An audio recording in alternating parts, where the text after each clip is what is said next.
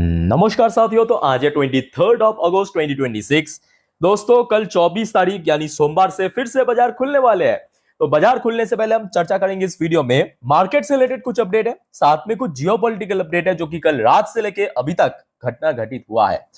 अच्छा दोस्तों, पहले चर्चा करेंगे द इकोनॉमिक टाइम की वेबसाइट में ऐसे कौन कौन सी की फैक्टर को मेंशन किया है जो कि अगले हफ्ते बाजार को ट्रिगर करेगा। तो ऐसे में देखिए, जियोपॉलिटिकल टेंशन एक बहुत बड़ी इशू तो है, और जिस वजह से पिछले लगभग 7 से 8 ट्रेडिंग सेशन मार्केट धीरे धीरे करके नीचे की तरफ आ रहा था। पर शुक्र है कि एफआईएस ने खरीदारी करने के बाद पिछले 2 दिन से मार्केट थोड़ा थोड़ा रिकवर भी होने लगा। तो सबसे पहला की फैक्टर दोस्तों वही इसी पॉइंट को ही मेंशन किया है कि in Iran US tension tension बताना थोड़ा दोस्तों मुश्किल होगा, बट मेरे हिसाब से अनसर्टेनिटी ये सही वर्ड रहेगा। अच्छा, पिछले 48 घंटों से मतलब शुक्रवार जब बाजार क्लोजिंग हुआ था तब से लेकर अभी तक बहुत सारे तू मैं हमें देखने को मिला। कभी ट्रम्प ने आके कहा कि स्टेट ऑफ हॉर्मुज यूएस की प्रॉपर्टी है, यूएस की है। कभी ईरान ने उसको रिटेलिएट कहा। उसके बाद यूएस ने धमकाया है कि हम टफेस्ट इकोनॉमिक सैंक्शन इंपोज करेंगे ईरान के ऊपर, अगर कोई भी उसको मदद करने की कोशिश किया उसका भी बहुत ही बुरा परिणाम होगा, है ना। उसका हमने देखा चाइना ने भी इस चीज को रिजेक्ट किया। तो ये सब तू मैं चल रहा है। फिलहाल दोस्तों इस पॉइंट को हम स्किप करते हैं क्योंकि कल रात से लेकर अभी तक कुछ नया पॉइंट भी आया है जो हम आगे चर्चा करेंगे। अच्छा, सेकंड पॉइंट की अगर हम बात करें, अब देखिए ये फैक्ट है कि जियोपॉलिटिकल अनसर्टेनिटी के कारण ऑयल प्राइस हो सकता है कि एकदम स्पाइक नहीं किया है। मतलब स्पाइक मेरा कहने का मतलब यह है कि आपने देखा होगा जब वॉर चल रहा था, मतलब सडनली शुरू हुआ या बंद हुआ तो ऑयल जैसे स्पाइक कर रहा था, मतलब एक दिन में 5% 10% बढ़ रहा था, या तो कोई एग्रीमेंट की खबर आ रहा था ऑयल एकदम से 10 5 7% गिर रहा था। अब क्योंकि माहौल है अनसर्टेनिटी की, तो ऑयल प्राइस में गिरावट तो बहुत दूर की बात है, पर थोड़ा थोड़ा करके थोड़ा थोड़ा, मतलब ऐसा नहीं कि एकदम से 5 10% स्पाइक किया। बट ये भी सच है कि ऑयल प्राइस अभी थोड़ा थोड़ा बढ़ भी रहा है, एक दिन में 1%, कभी 1.5%, कभी आधा परसेंट, ऐसे करते करते लगभग 75 76 डॉलर पर बैरल से पिछले हफ्ते हमने देखा कि ब्रेन क्रूड की भाव लगभग 94 95 डॉलर पर बैरल में पहुंच चुका है। तो ये थोड़ा सा टेंशन वाली बात है, खास करके भारत जैसे इकोनॉमी के लिए जो कि 90% ऑयल के ऊपर डिपेंडेंट है, बाहर की देशों के ऊपर। अच्छा, तीसरा पॉइंट भी काफी इंपॉर्टेंट है, वह है 10 साल की बॉन्ड डील। बॉन्ड डील मतलब यूएस की जो 10 साल की बॉन्ड डील बीच में एकदम से स्पाइक करने लगा। अब दोस्तों बहुत लोग मुझे पूछते हैं कि देखिए यूएस की 10 साल की बॉन्ड डील की इंपॉर्टेंस उतना ज्यादा क्यों है। ध्यान से समझना, जब दुनिया भर में क्राइसिस होगा ना और बॉन्ड्स जब बढ़ जाते हैं तो याद रखना यूएस की जैसे कि बॉन्ड सेल, अगर हम फॉर एग्जाम्पल आपको बताऊं कि मान लीजिए कि 4% चल रहा है या 6% चल रहा है, तो वो जो निवेशक अगर वहां पे निवेश किया तो उनको फिक्स 4 से 6% जितना भी चल रहा है वन एवर उतना उनको रिटर्न मिलेगा। समझ आ रहा है मेरी बात। तो जिस पैसे वो फिक्स्ड है, तो जिस वजह से यूएस की बॉन्ड डील इंपॉर्टेंस बहुत ज्यादा है। और यूएस की जब बॉन्ड डील बढ़ जाता है ना, आपने नोटिस किया होगा उस टाइम पे गोल्ड सिल्वर गिरते हैं। और हाल ही में हमने देखा कि बढ़ने के बाद जैसे ही बॉन्ड डील में थोड़ा सा ड्रॉप हुआ, गोल्ड सिल्वर इंक्रीज हो गया। आई थिंक आप लोग नोटिस किया होगा। अच्छा, उसके साथ साथ देखिए कुछ यूएस की इंपॉर्टेंट इकोनॉमिकल डेटा आउट होगा। एक तो यूएस की जो सेंट्रल बैंक है यानी फेडरल रिजर्व की चेयरमैन केविन वॉश, इनकी एक इवेंट है, मतलब कुछ स्पीचेस आएगा जो कि यूएस इकोनॉमी की पॉइंट ऑफ व्यू से बहुत इंपॉर्टेंट है। ऑब्वियसली उसका इम्पैक्ट आपको देखने को मिलेगा मार्केट में। इसके साथ साथ आपकी यूएस की जीडीपी डेटा वगैरह भी आउट होगा। आगे मैं आपको दे दूंगी इसके ऊपर अपडेट, ठीक है। तो यहाँ पे बेसिकली इकोनॉमिक टाइम की वेबसाइट ने यही कुछ फैक्टर को मेंशन किया। अच्छा, इकोनॉमिकल डेटा की अगर हम बात करें तो आपको जो कह रहा था कि यूएस की जीडीपी डेटा आउट होगा, इसको थोड़ा सा नोट कर लीजिए। यूएस की जो जीडीपी डेटा आउट होगा, ये आउट होगा आपके 26 तारीख को। नोट करना है कब आउट होगा, 26 तारीख को। मतलब आज हो गया आपका 23 तारीख, कल 24 25 26 बुधवार का आउट होगा। बुधवार शाम के 6 बजे पे आउट होगा, ठीक है। तो दोस्तों ये डेटा आते ही मैं आपको इन्फॉर्म कर दूंगा। सो प्रीवियस मंथ पे ये डेटा था 1.5%, तो इस बार फोरकास्ट आया है 1.5%। तो एक्चुअल डेटा कितना होगा दोस्तों वो आपको आने के बाद ही पता चलेगा, बुधवार शाम के 6 बजे, ठीक है। अच्छा, फिर आ जाइए दोस्तों भारत की इंडस्ट्रियल प्रोडक्शन डेटा यानी आईआईपी डेटा आउट होगा अगले हफ्ते। अच्छा, ये डेटा आपको पता चलेगा 28 तारीख के दिन। 28 तारीख नोट करना, मतलब कल 24 25 26 27 28, मतलब शुक्रवार के दिन पता चलेगा। सो भारत की जो इंडस्ट्रियली कैसा प्रोडक्शन हो रहा है, कामकाज कैसा चलो, उसके थ्रू आपको ये डाटा के द्वारा पता चल जाएगा। लास्ट मंथ मैं कहूँगा फॉर्चुनेटली बहुत ही बढ़िया था, क्योंकि अगर आप देखेंगे बीच में 4.1%, फिर 4.9%, फिर 5.1% तक पहुंच गया था। लास्ट मंथ पे इंक्रीज होकर 7.3% हुआ। बट इस बार दोस्तों जो फोरकास्ट आया है, मतलब जुलाई की ये डेटा 6.2% की एक्चुअल डेटा आपको शुक्रवार मार्केट क्लोज होने के बाद शाम के 4 बजे पता चलेगा। अच्छा, इसके साथ साथ दोस्तों भारत का भी जीडीपी डेटा आउट होगा, याद रखना। वैसे तो लास्ट क्वार्टर काफी अच्छा ही था, मतलब एटलीस्ट एक्सपेक्टेशन से बढ़िया था, 7.8% है ना।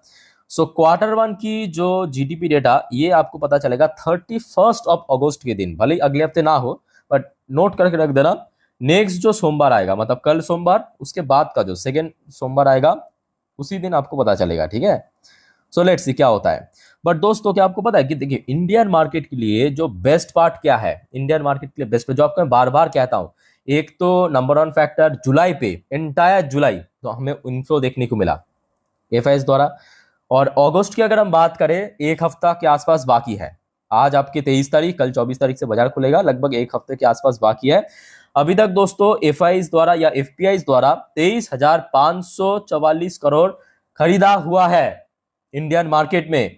और इसके पीछे रीजन दोस्तों बहुत सिंपल है, एक तो इंडियन करेंसी की स्टेबिलिटी, और most important factor unexpectedly better result present करना कंपनीज द्वारा आपके क्वार्टर वन की अर्निंग। तो ये कहीं ना कहीं बहुत बड़ी फैक्टर है कि वैल्यूएशन को काफी कह सकते हो कि स्टेबल रखा है इंडियन मार्केट में। और एफआईएस ने अभी तक 23,544 करोड़ खरीदा, और यही सबसे बड़ी फैक्टर है जिस वजह से अगर आप निफ्टी 50 की मूवमेंट को ऑब्जर्व करेंगे कि पिछले लगभग देखिए 8-10 ट्रेडिंग सेशन से गिरावट जरूर हुआ, बट एकदम से वो होता है ना कि एकदम से नोज ड्राइव जिसको कहते हैं, नोज ड्राइव मतलब एकदम से एक दिन में 1.5% 2% निकल गया, वैसा गिरावट दोस्तों हमें देखने को नहीं मिला, जबकि पूरे दुनिया भर की मार्केट में ऐसा ही गिरावट हुआ था।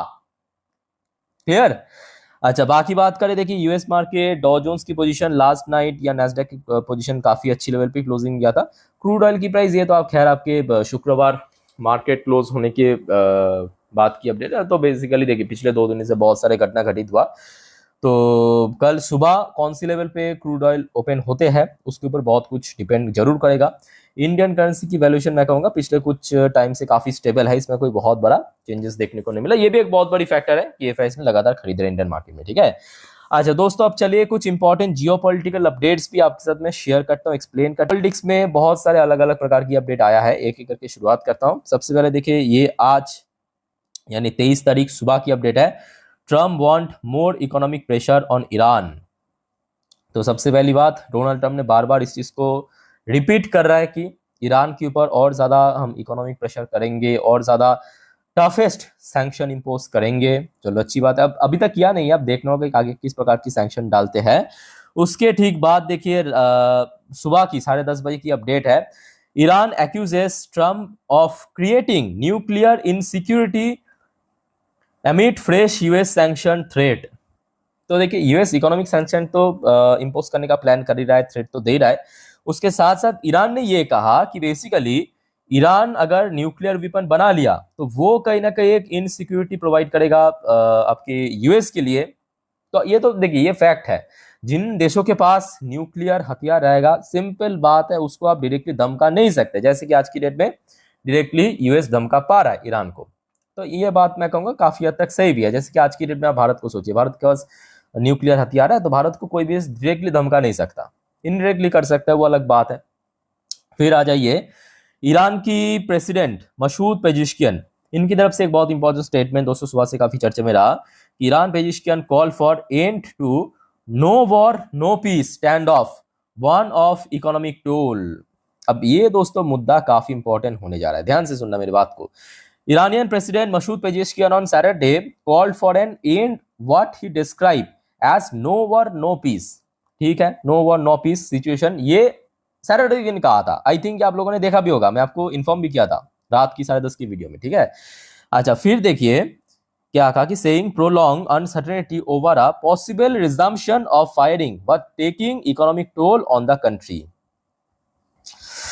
अब ये मुद्दा जो है ना काफी गड़बड़ होने जा रहा है। नो वॉर नो पीस आज की डेट में, जो सिचुएशन है ये तो फैक्ट है।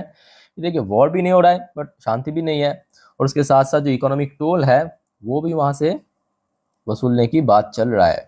तो कहीं ना कहीं क्रूड ऑयल की प्राइस को फिर से एलिवेट करने में मदद करेगा। अच्छा, उसके साथ साथ दोस्तों एक और शॉर्ट अपडेट ले लीजिए कि Iran link hacker shut down UK power plant for 4 days। ये काफ़ी शॉकिंग बात है कि ईरान की जो हैकर्स हैं, हैकर्स में तो आपको पता ही होगा, सो वो लोग हैक करके यूके की जो पावर प्लांट है उसको 4 दिन के लिए बंद कर दिया। अच्छा, उसके साथ साथ देखिए एक और खबर मिल रहा है, ये खबर मिल रहा है दोस्तों, यूके की जो पूर्वी प्राइम मिनिस्टर बोरिस जॉनसन, आपको पता होगा बोरिस जॉनसन मतलब जो लगभग कब 2019-20 में शायद उन्होंने प्रेसिडेंट प्राइम मिनिस्टर था यूके की, तो उन्होंने कहा कि India can help US and Iran war reopen state of Hormuz. तो इन्होंने बेसिकली भारत के ऊपर थोड़ा सा ट्रस्ट दिखाते हुए कहा कि भारत वो देश है, भारत ऐसा कर सकते हैं, सबसे पहले यूएस और ईरान के बीच वॉर को स्टॉप करना या बंद करना, उसके साथ साथ रीओपन करना हॉर्मुज को। अब देखिए इसको ये सिर्फ बताने से कोई फायदा नहीं है, अल्टीमेटली अगर प्रॉपर इसके ऊपर कार्रवाई नहीं हुआ तो ठीक है। तो कुल मिला के दोस्तों माहौल मैं कहूँगा अभी भी अनसर्टेन है, कहीं भी कुछ भी हो सकता है, बट बेस्ट पार्ट ये है कि जब तक कुछ नहीं हो रहा है तब तक मार्केट पॉजिटिव में रह सकता है, मतलब मार्केट में रिकवरी हो सकता है क्योंकि एफआईएस खरीद रहा है, वैल्यूएशन अच्छा है, अर्निंग बढ़िया हो रहा है। तो कल सुबह तक दोस्तों देखना होगा, अगर कोई बहुत बड़ा हमला या कोई बहुत बड़ा एक्सट्रीम लेवल पे कुछ ना हो, मार्केट रिकवर करने का ही पूरा पूरा पॉसिबिलिटी है। तो इस बारे में दोस्तों और डिटेल दोस्तों वाइंड अप करता हूँ। टेक केयर, बाय बाय, जय हिंद।